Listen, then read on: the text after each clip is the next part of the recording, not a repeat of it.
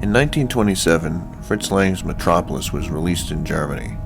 This was an epic silent film with a lot of occulted and religious sociological overtones. The plot of the film is about a giant city called Metropolis. The city is controlled by John Fredersen, whose son Freder spends time at the Sun's Club or in the gardens with the other children of the rich. Him, along with the aristocracy, live high above the city. Below the metropolis lives the workers who power the city. They live hard lives and work 10-hour shifts and are mostly exploited for their labor. One day Freder is playing in the garden with a rich girl who throws herself at him because he is the mediator's son. He can choose whoever he plays with and leads a life of luxury. Just as Freder and this unnamed girl are about to embrace, another girl from the depths shows up with a large group of children. She tells the children to look at their brothers and sisters. She's quickly ushered away by security, but Freder is enamored by her courage and natural beauty and chases her into the depths. He gets lost and finds himself in a giant generator room. Freder then witnesses an explosion and has a vision.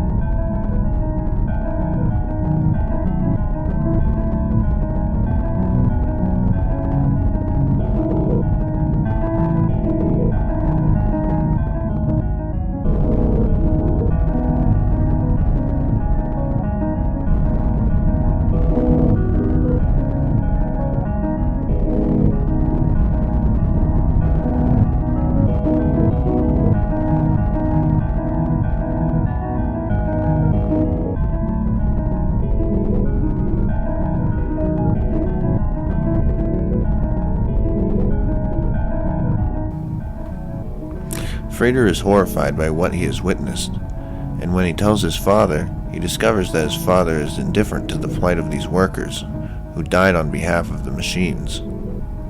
Freder then runs to the depths and trades places with a worker named Gregory. They exchange clothes and whatever personal possessions they had on them. For Gregory, it was all of Freder's money. For Freder, it was a map to a secret meeting place in the depths. After a 10-hour shift, Freder is both exhausted and ashamed that his father would keep such a brutal work schedule. He then goes to the secret meeting place where Maria, the girl who had appeared in the gardens earlier, was giving a sermon. She told the workers about the Tower of Babel and how it was erected.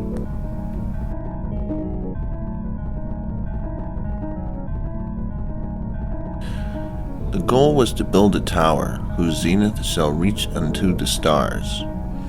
And the tower's zenith it shall say, Great is the world and its maker, and great is man. She told them that it had been built mostly by outside paid labor who knew nothing of the dream. The hymns and praise of one man became the curses of others. The same language was spoken, but these men did not understand one another.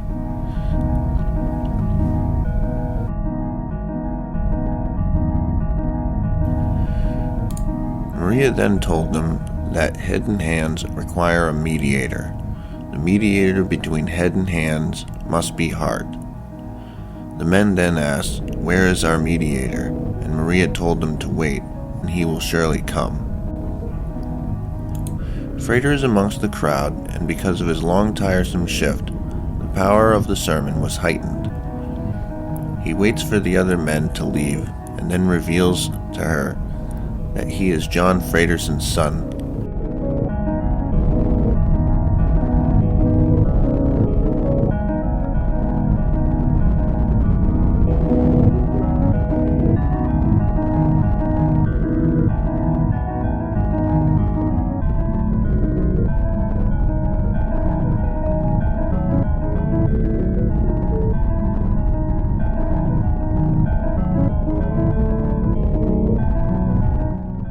Freder's father had also acquired a map to the secret cathedral that had been found on one of the dead workers from the explosion.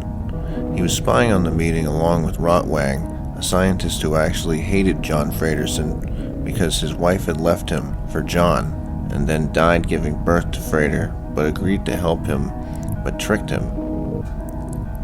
He had designed a robot named Hel, which he named after Helen, the deceased wife.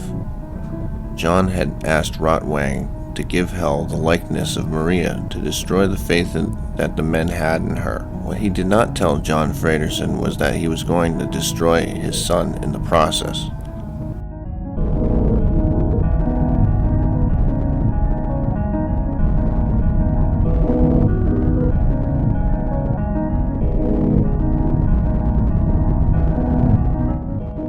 Rotwang then kidnaps Maria and takes her to his lab, where she is strapped to a table with electrodes attached to her head.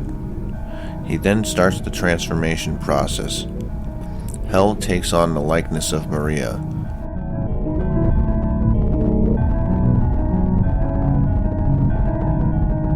While the real Maria goes to sleep. The idea of duality plays out for the rest of the film.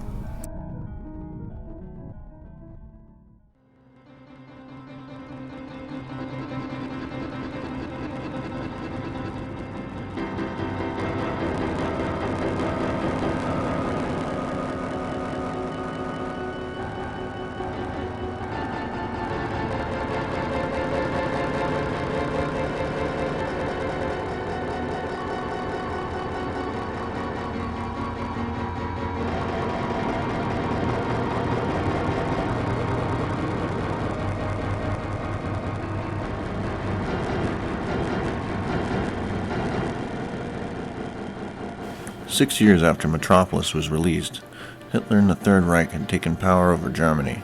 The Nazis had been experimenting on people in different gruesome and horrible ways, including the different methods of mind control.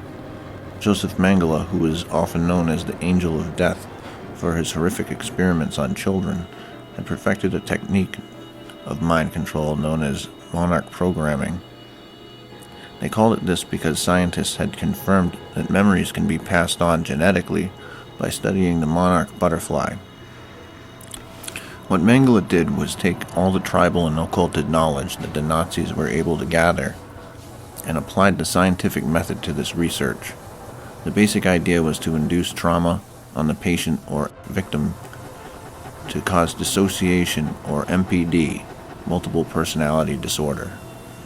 He experimented on many methods which included confinement in boxes, cages, coffins, restraint, spinning, blinding light, near-death experiences, use of illusion and virtual reality to confuse and create non-credible disclosure, also known as gaslighting the victim. There were also many other techniques that involved mutilation or degradation. Electric shock was a favorite of researchers throughout the 20th century. The underlying reason for the trauma-based mind control was to construct amnesia walls that separate information and memories into discrete compartments or different fragments. Multiple personalities are then created, and from the chaos, these different amnesic parts, the programmer, through drugs, hypnosis, and fear, brings a particular order out of the chaos. Although several personalities are created, the programmer or handler tries to separate them into two groups, one that is generally good and one that is generally evil. Thus, the manufactured altered reality of denial is perceived as real, absolute, and unbending. His or her self-worth is reduced to nothingness. The only remaining value becomes the group itself.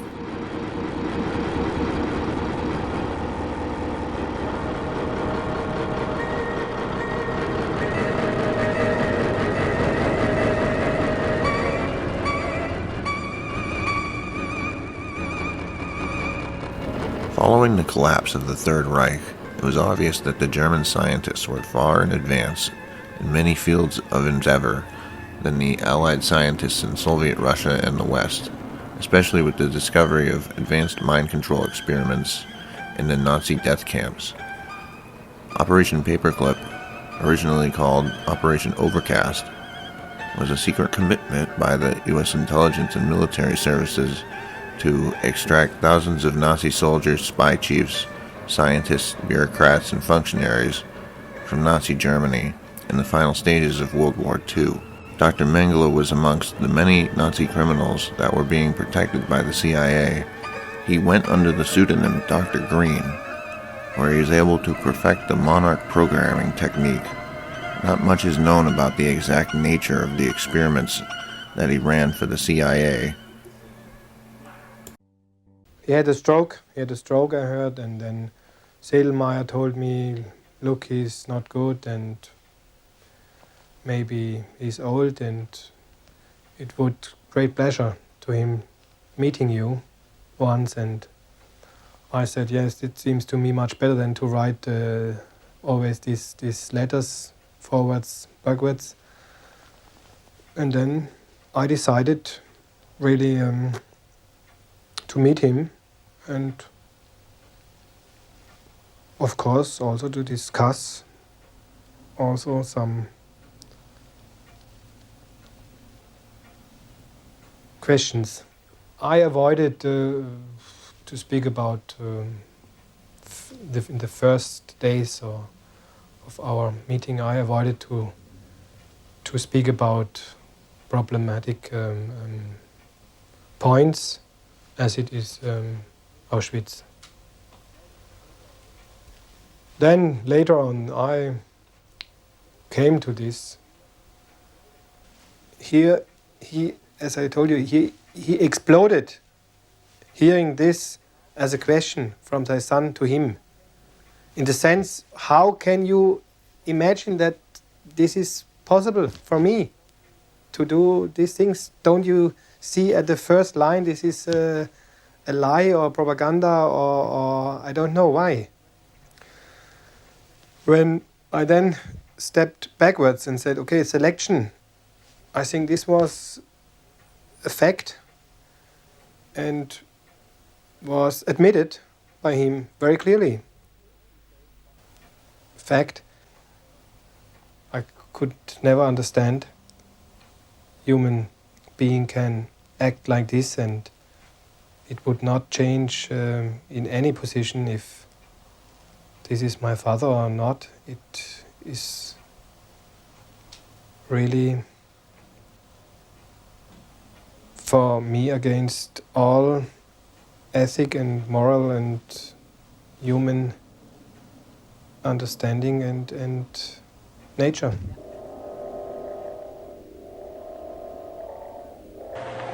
My friends, you'll recall that a week ago we enrolled that young man in Slumber College because of Miss Toni Monahan of Holyoke, Massachusetts, wanted to know if a person could really learn in their sleep.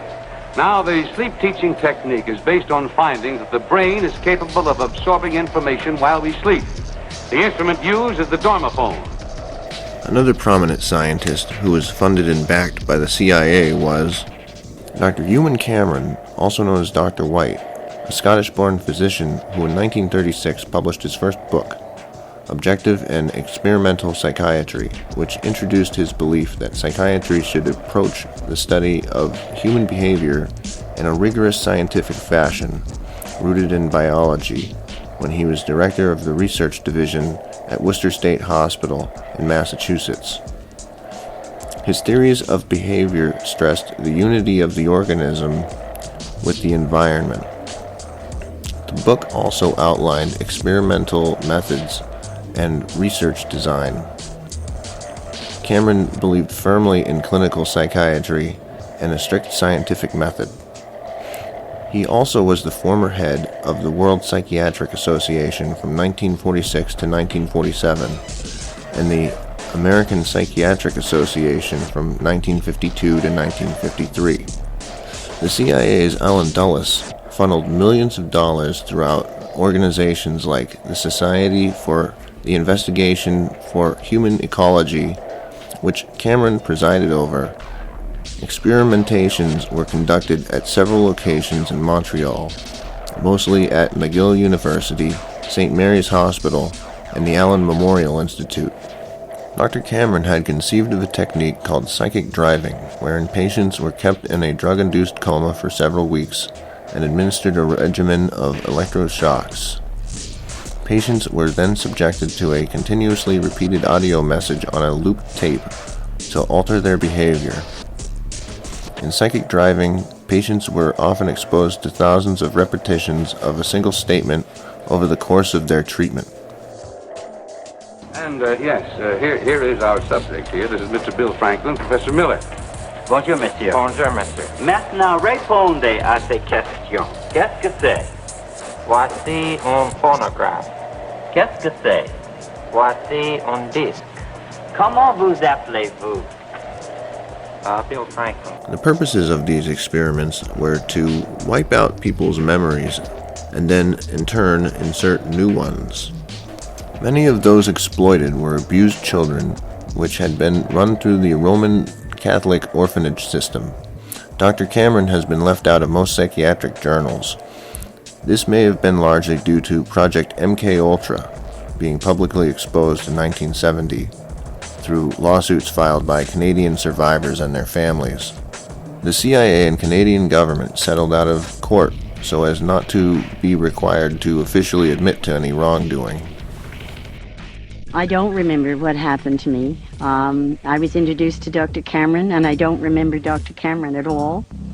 I was diagnosed schizophrenic. I found that out by reading my file 20 years later.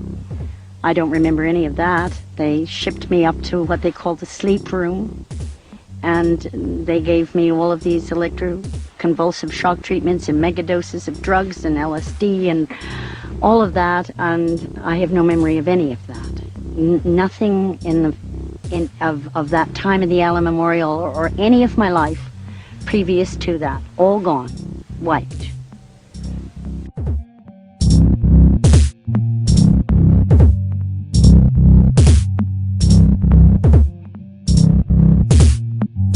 You're a dirty little slut. Whores get nothing.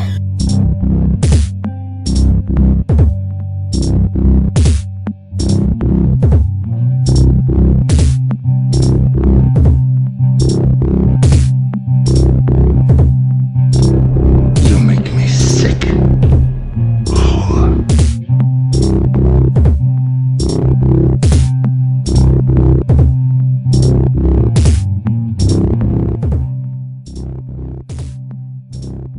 When Frater is looking for Maria, he overhears a monk talking about the whore of Babylon. Verify, I say unto you, the days of which the apocalypse speaks draw nigh. And I saw a woman sit upon a scarlet-colored breast, full of names of blasphemy, having 7 heads and 10 horns. And the woman was arrayed in purple and scarlet color, having a golden cup in her hand, and upon her forehead was a name written, a mystery, Babylon the Great, mother of abominations of the earth. And I saw the woman drunken with the blood of the saints.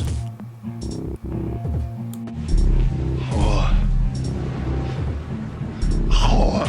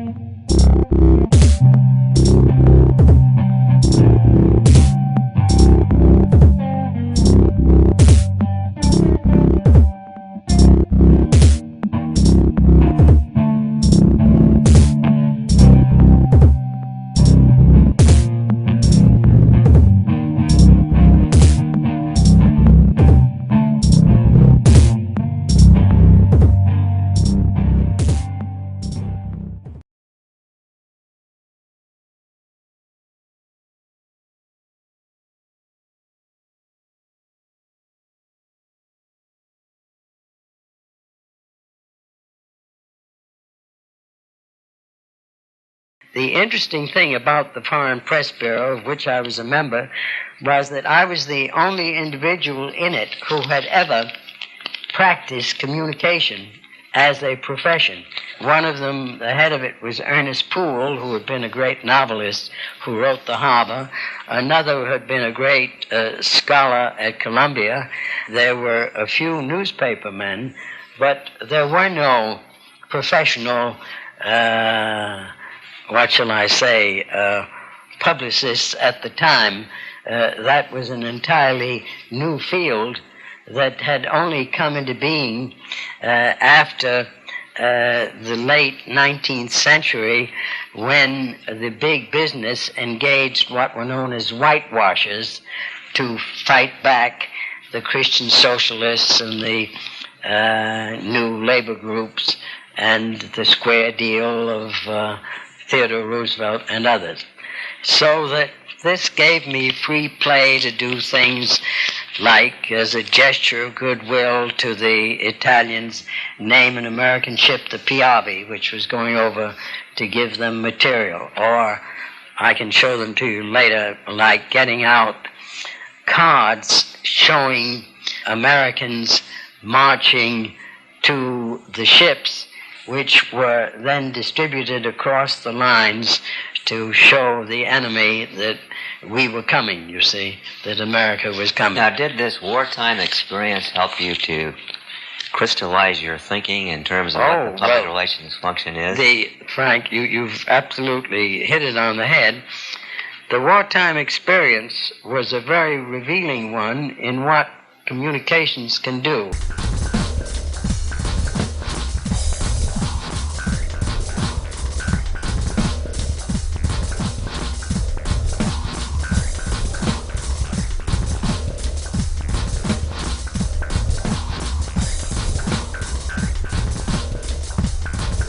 Looks like he's native Texas, and being from Texas, I would have to support that. But I don't like him on the fact that he's black.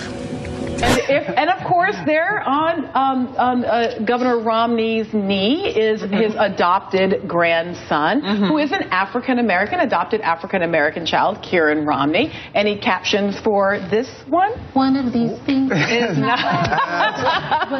This guy looks like he's up to no good. He looks black. In actuality, there was a major insertion that they edited out, which was the question to ask what his nationality and race was.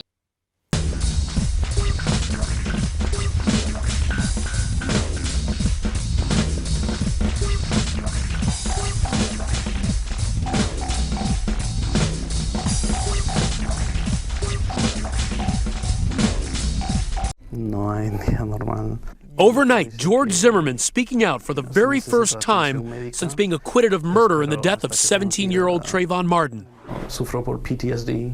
Speaking in Spanish, Zimmerman told Univision he has post-traumatic stress disorder, and despite being granted his freedom, his life is far from normal. Me vaya a reconocer. The 30-year-old revealing he is constantly in a state of fear, needing bodyguards and bulletproof vests. With no job, he also says he's homeless and that he owes $2.5 million to his lawyers.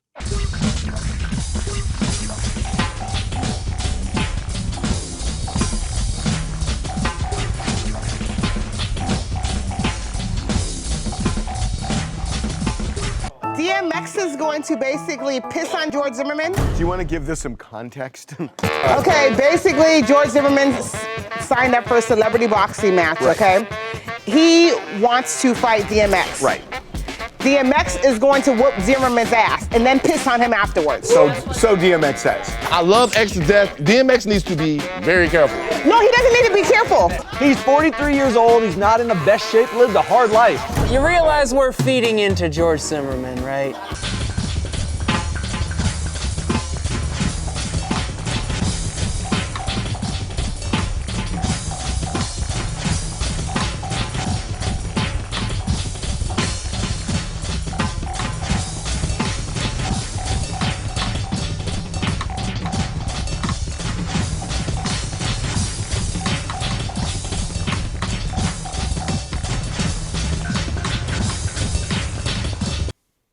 Left the word.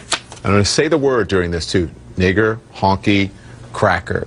These words can cause a visceral reaction when people hear them. You may have even flinched.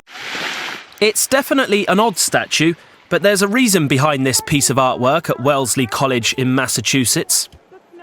The statue is part of a new exhibition at the Women's College's Davis Museum. Some people enjoyed its presence, but one student started an online petition to remove it, calling the sculpture inappropriate and uncomfortable. That is so realistic.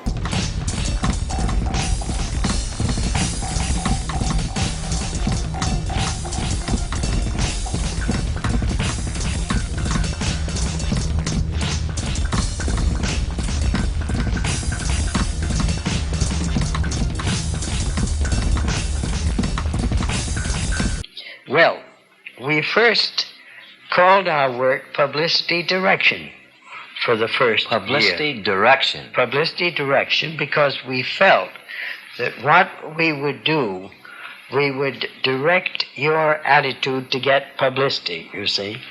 However, we soon found that the two words Publicity Direction were misnomers, because a person might get a lot of publicity as a result of what we told him, but if every action of his was not consistent, something else he might do would hurt the public visibility that he got. Hey guys, Kelly Zink here, and I have to admit, it kills me to give this girl more attention. But hey, it's all part of the job, right? Just wait till you see Tila Tequila's latest stunt. Tila the Nazi? Yes, a former reality star is embracing Nazism and has shared a series of pro-Hitler posts on Facebook, including a pic of herself dressed in Nazi garb standing in front of Auschwitz. There came to emerge after a year the fact that Publicity Direction was wrong, that words might have won the war, but they lost the peace, and again, in private practice, words were not enough. So we changed what we did, and I decided to call the activity Council on Public Relations.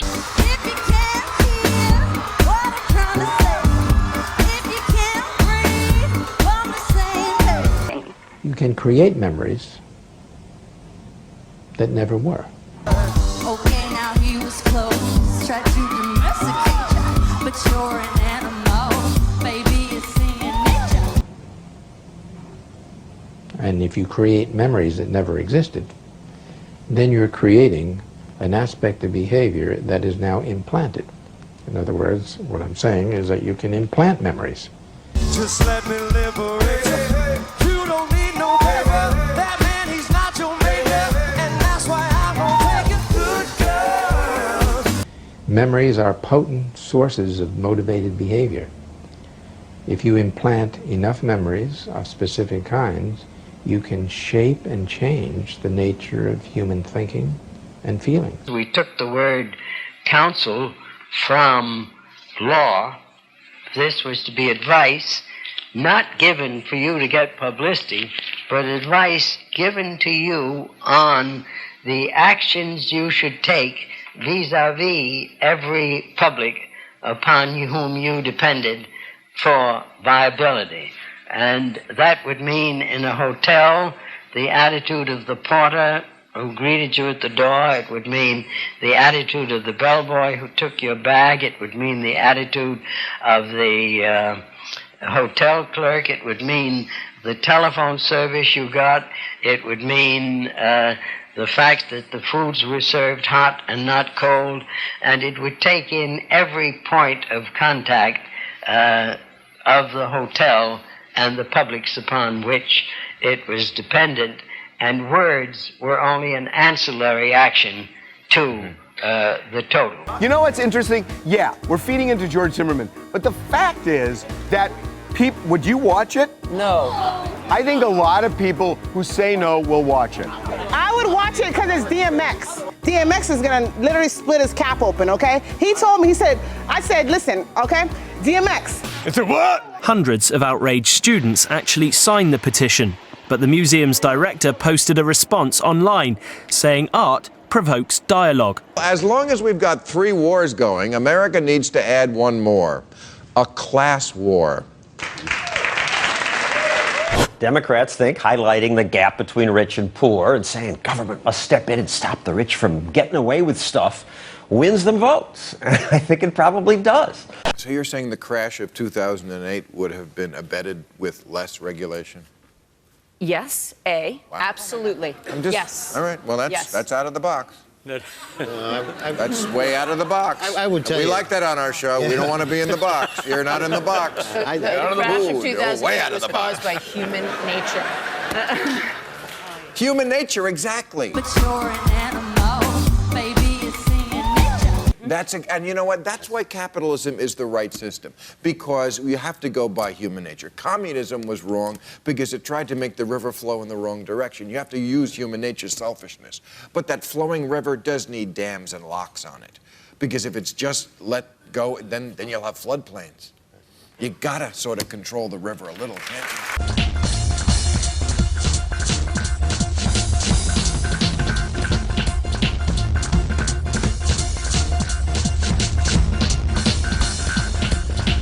And they're poor for a reason. Substance abuse is a reason, lack of intelligence, laziness, poor planning, having 3 babies before you're 20 with no father, and all of that. So there's always a reason why people are poor in America. He looks like a sweaty-toothed madman. He looks like a homeless lunatic who might shoot you. Double takes and debate have been rampant this week on the college campus. Personally, don't mind it, but I know a lot of other students do. If we can't put clothes on it, I'd like it to be moved. I knew it was there when I saw it at night, and I still thought it was a real person.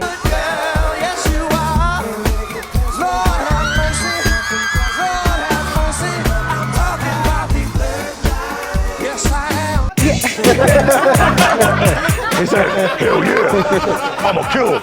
Here's on his core. I'm gonna mop you up like I mopped up before.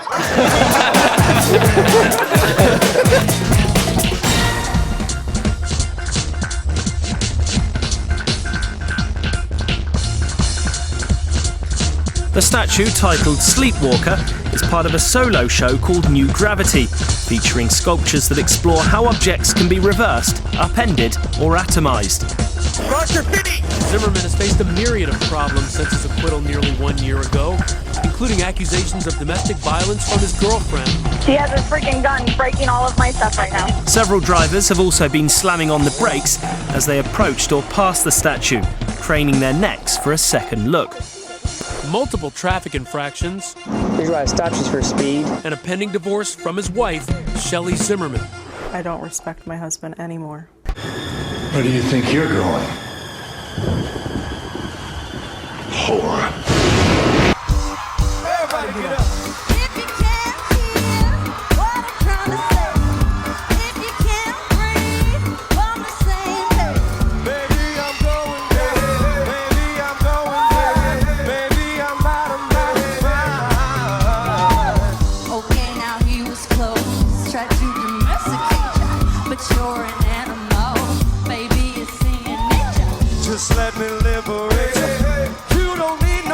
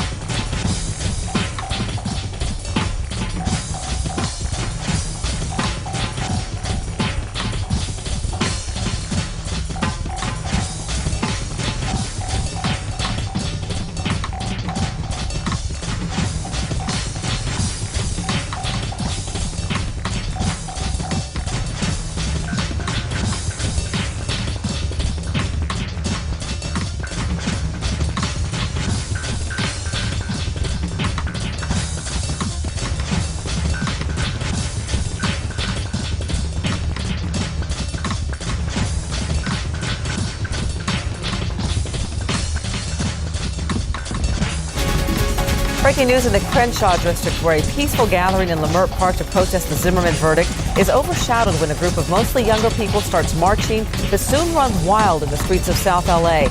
A tactical alert is in effect as officers move in, declare an unlawful assembly, and start making arrests. Now, let's go to some tape we shot from Air 7 HD tonight. There was a lot of activity. It started off as a relatively small crowd, maybe 40, 50 people. Before long, 100 people, maybe more, and they were crowding the streets. And at one point, we even saw people setting off fireworks in the middle of Crenshaw Boulevard. Somebody could have been hurt here this afternoon, earlier this evening. There was also an attack. One person was sitting on a bus bench. We saw this guy just get violently attacked out of nowhere. He appeared to be injured. He was walked away by somebody. No reason for that attack, but we saw him get punched real hard. The Walmart up at the Crenshaw Plaza, we saw a large number of people in that large crowd go into the Walmart, and moments later, LAPD officers, they swarmed that Walmart. We're not sure if those people came back out immediately. Not sure if there were any arrests there either. We saw people hitting cop cars in the streets, police cars. We saw people hitting other cars as well, kicking things, throwing things at cars. And then we watched one person in the crowd kicking in a door to a storefront. Back to the street here, a number of people in the street hitting those cars. They saw a number of people here tearing down an iron fence as well in front of a building. It looked like a motel complex. All that activity on Crenshaw Boulevard. Once again, back to our live shot. Crenshaw Boulevard, much quieter tonight. There's the command post just off of Crenshaw, right by Vernon, just below Leimert Park off to our left. Take a look at Crenshaw Boulevard, which looks terrific right now, very quiet. All the protesters, as far as I can see from the helicopter, they're gone. Reporting live from Air 7 HD, I'm Bill Thomas, ABC 7 Eyewitness News. Bill, thank you very much. A news crew from KCBS KCAL was attacked tonight while covering the story. Their news van was parked just about a half block north of Leimert Park. 2 ambulances were called to the scene to treat the injuries. That news crew was injured. We don't know the extent of their injuries. If we get any new details on the condition of that news crew, we will bring them to you.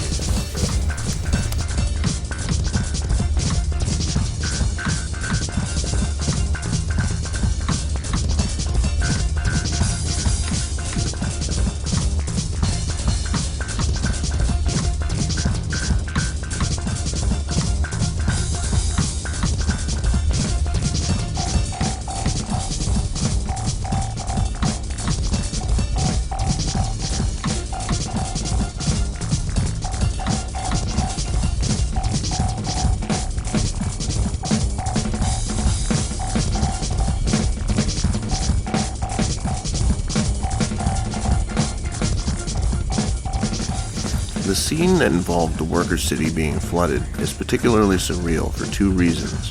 One is that when Lang shot the scene back in 1925, he intentionally kept the water at a low temperature for the child actors, who were all from the worst slums of Berlin at the time. Lang was extremely demanding of his actors, as well as when he ordered numerous retakes of simple shots, such as a simple scene where Frater collapses at Maria's feet. By the time Lang was satisfied, actor Gustav Frohlich could barely stand. The irony of this is very strange, to say the least. The other strange part about this scene is the writing itself seems to have a lot of parallels to real-life celebrities. After Maria's dissociative alter ego destroys the worker city, the good Maria emerges to help all the children left behind in the stranded worker city, while all the parents are celebrating the destruction of the heart machine. Pop star Madonna adopted 2 African children back in 2006. Madonna also helped erect 10 schools in Malawi late last year, and now she's back and ready for more. Adoption out of Africa to a Hollywood lifestyle has become a fad in the last decade, with Angelina Jolie and Sandra Bullock also adopting children from third world countries. Madonna, at one point in her career, was under fire for the racy music videos that she produced, which had a lot of S&M themes. It seems the point of all this was to produce a public relations stunt to humanize celebrity culture and promote the idea that Western culture is the best culture. It's worth noting that in 2012, Madonna also depicted the Whore of Babylon at the Super Bowl halftime show.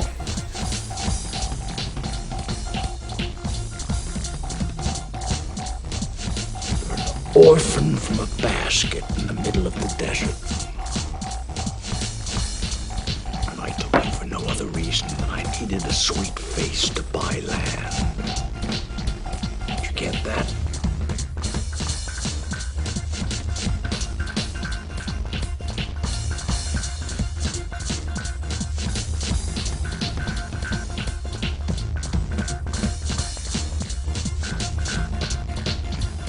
Madonna also promotes a lot of feminine masculinity, male femininity, as well as homosexuality in general in her onstage acts and music videos. To some, this is a deep and profound social commentary, but this, in fact, is a shallow public relations scam promoted by the major chemical companies like DuPont and Monsanto. Bisphenol A is a synthetic estrogen found in most everyday items used to soften plastics. This chemical is found in everything from baby bottles to plastic slides on the playground. When bisphenol A is ingested, it has been shown to increase femininity in men, masculinity in women, and homosexuality in both sexes. Studies have shown that high amounts of this chemical is dumped in streams and rivers and has a direct causational link between bisphenol A and the creation of transgendered fish. Madonna is using her celebrity status to subtly promote and normalize the effects of bisphenol A, as well as other commonly found chemicals found in everyday household products. But what would you expect from somebody who played the whore of Babylon, the embodiment of all 7 deadly sins, at the most watched Super Bowl halftime show ever?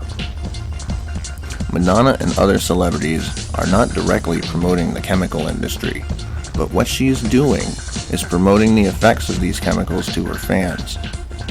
This is all part of a darker agenda to promote transhumanism, where the stated goal is to abandon gender identity in favor of a new man devoid of gender roles. This is all being done without public debate. Instead, it's being forced on society using public relations techniques that were developed by Edward Bernays in the 20th century. One only has to look at the highly coordinated effort promoted by the Hollywood elites to normalize feminine masculinity, male femininity, as well as homosexuality, all being done under the guise of a civil rights issue, which makes it very difficult to point out the reality of this situation. Everybody comes to Hollywood, they wanna make it in the neighborhood. They like the smell of it in Hollywood. How could it hurt you when it looks so good?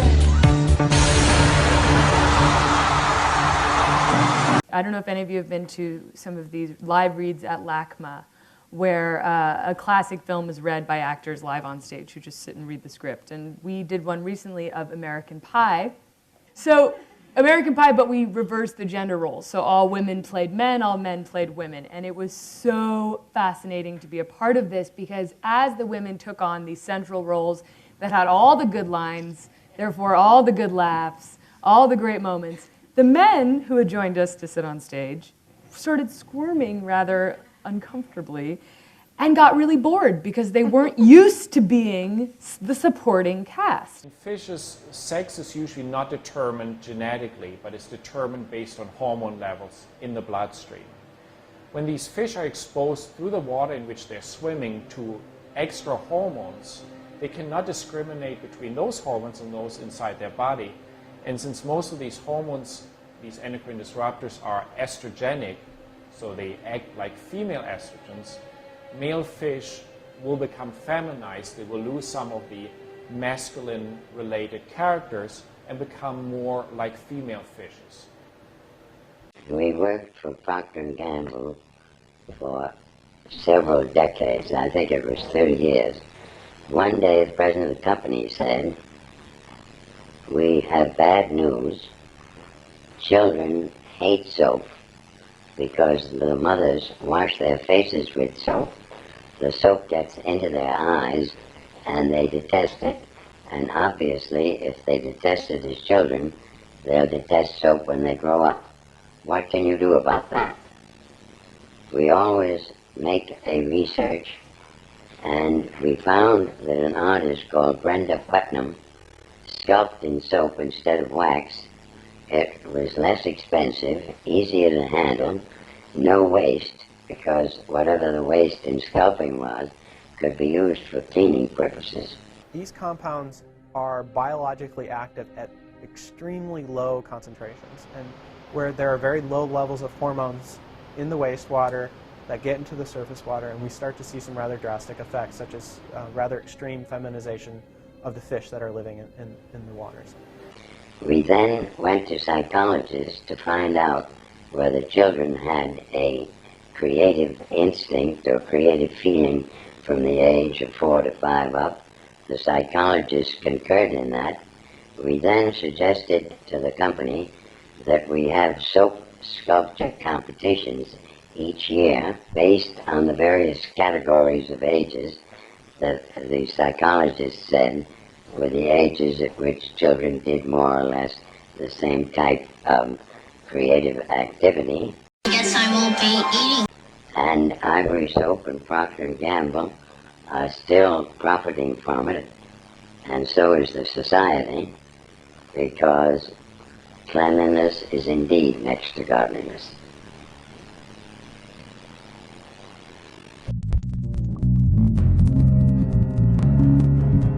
Some sort. In New York, no. I had a cocktail party. A Kabbalah cocktail party? Kabbalah. Kabbalah, sorry. Yeah. Well, Kabbalah if you're Israeli, I guess. Now, how did you become involved in this? During the Crusades, a gang of the church, known as the Knights Templar, had gone to Jerusalem and captured a temple known as the Dome of the Rock. They took the ideas that the Jewish people had preserved, including the Kabbalah. They started worshipping Moloch, the fire god of the pagan religion from the time of the Pharaoh's reign. They practiced black magic and dark Gnosticism, and worshipped Satan by using inverted pentagrams, pedophilia, and other inversionary techniques. They essentially sought destruction of mercy and wisdom on the Tree of Life. This is similar to the Enclave in Fallout, or the Dark Side in Star Wars. When the church in Rome found out about this, they sent a force down there and killed most of their members, but 600 or so survived.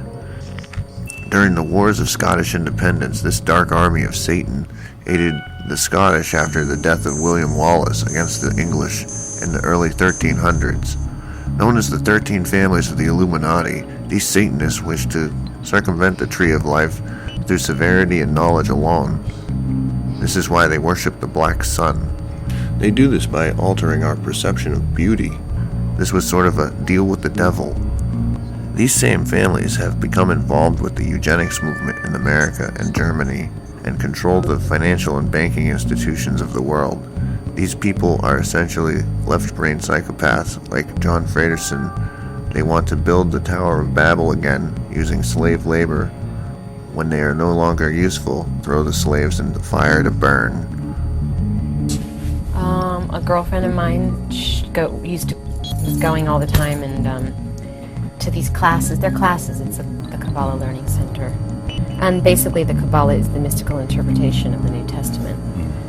And she kept telling me about this really charismatic rabbi named Eitan who told these great stories, and she kept going on and on about it. And and I said, Susan, I'm not even Jewish. Why are you telling me these things? And she's like, you don't have to be Jewish. Just come and take study. And if you like it, you like it. If you don't, leave.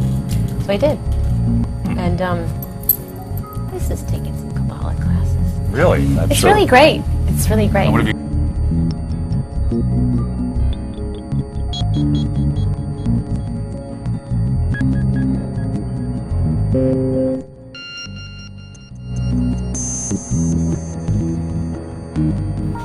Maria is a tragic character who has been used and manipulated by everyone except Frater.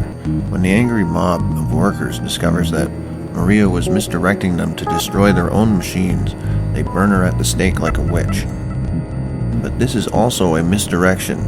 When the workers discover that she is just a machine, they're all dumbfounded and confused, and then blame John Fredersen for their children drowning. But Josephat, Fredersen's assistant, jumps in and tells them that they saved their children. This in itself can be seen as a form of trauma-based mind control. On a societal level, the core family unit was fractured by all the debauchery and destruction, and out of the chaos came a new order by compartmentalizing the cultural memory. The children were swept up by John Fredersen's people, thus indoctrinating them to the Fredersen way of life. The fact that the children were saved had a subduing effect on the foreman in charge of the heart machine.